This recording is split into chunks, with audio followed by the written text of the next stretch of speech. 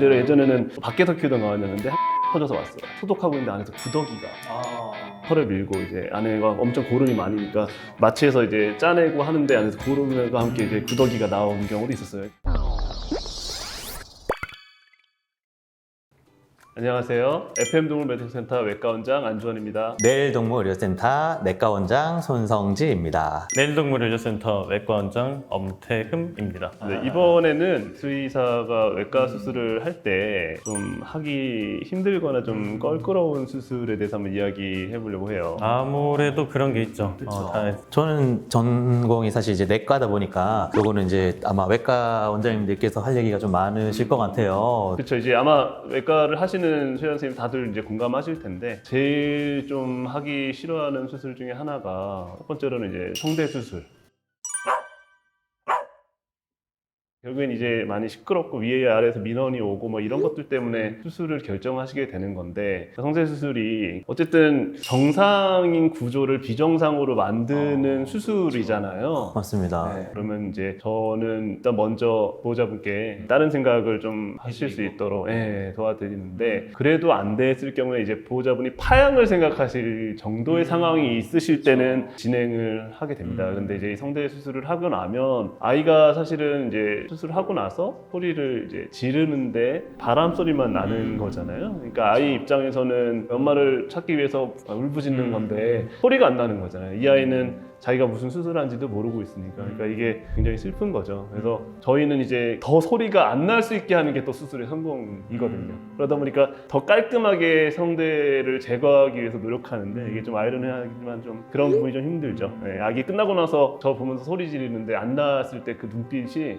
잊혀지지가 않아요. 그래서 개인적으로는 이 수술할 때 좀 많이 힘이 듭니다. 또 성대 수술 끝나고 나서 한 1, 2주, 한 달 정도는 소리가 전혀 안 나다가 이런 경우가 있어요. 이것 때문에 저는 좀 싫어하는데 애들이 나중에 그 득음을 하거든요. 맞아요. 사람들도 왜 그 맞아요. 후두 이런데 그 후두암 같은 경우 있을 때 이게 수술을 하잖아요. 그럼 후두가 다 없어지면은 사실 소리를 낼 수 있는 구조가 있는 건 아닌데 나중에 사람들도 이렇게 뭔가 그 소리를 내는 방법을 좀 이제 연습을 하고 터득을 해서 소리 내고 의사소통이나 이런 게 좀 어느 정도 가능한 것처럼 애들도 소리가 다 조금씩 또 커지는 경우도 있어요. 그런 경우가 사실은 제일 별로죠. 성대 수술을 했는데 점점 소리가 이제 커지는 경우인데 성대 쪽 말고는 없으세요, 원장님? 제가 또 싫어하는 수술 중에 하나는 이제 항문낭 수술인데 커진 항문낭 수술. 진짜 어려워요.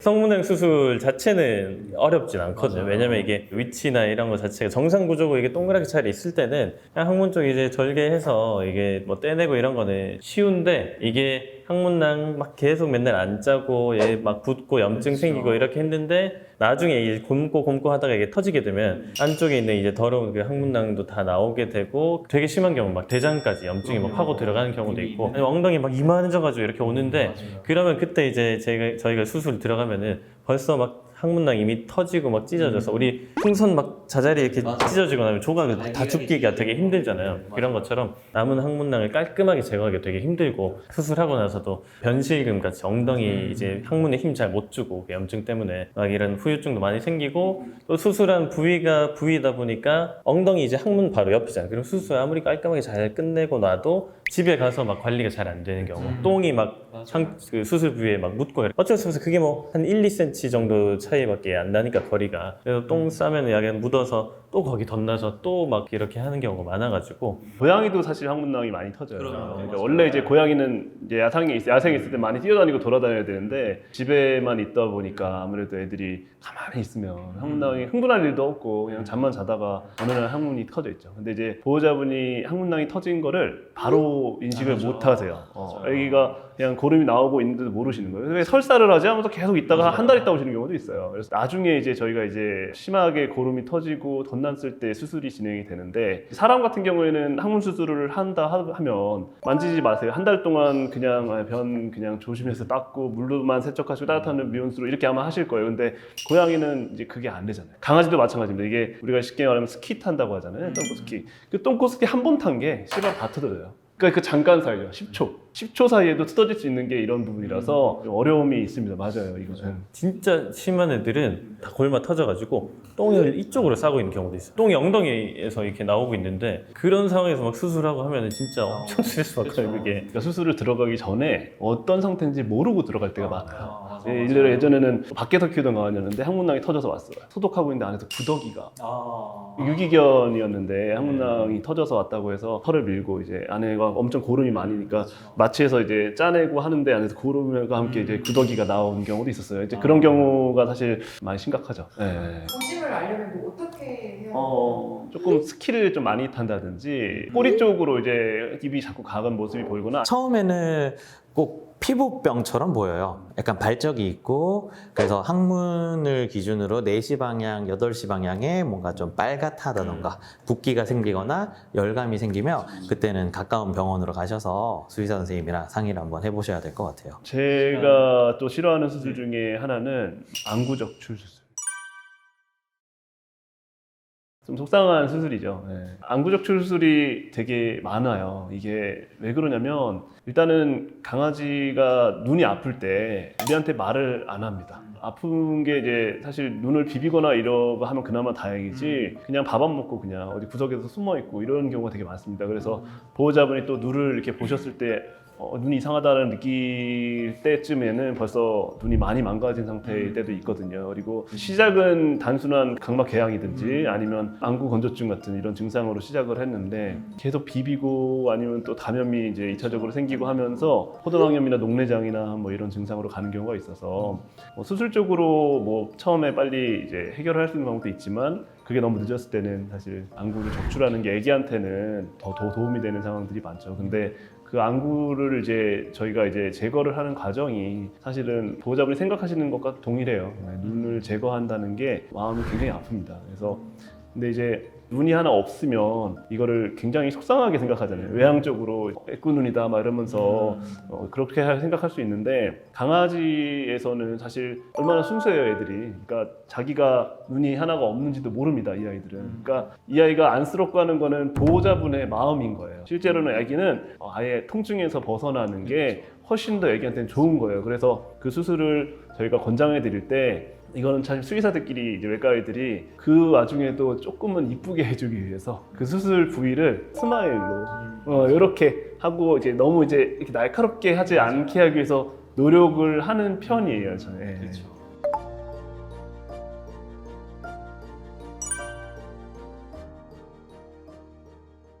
그리고 뭐 또 다른 거 없으세요? 저는 솔직히 이제 진짜 솔직히 말씀드리면은 이 정말 제일 하기 싫은 수술은 다른 병원에서 수술을 하고 뭔가 이제 문제가 생겨서 조금 약간 엉망이 돼서 저희 병원으로 또 이제 재수술이나 삼수술을 하러 오면은 사실 그게 제일 스트레스 받아요. 그래서 제가 다른 병원에서 수술하고 했던 환자들을 수술하기 전에는 어떤 기분을 느끼냐면 제가 인생에 엄청 싫어하는 게 있어요. 엄청 싫어하는 게 뭐냐면 휴게소 가면 이제 공중 화장실이 있는데 그 공중 화장실에서 저는 그 덮어져 있는 변기를 세상에 제일 싫어하거든요.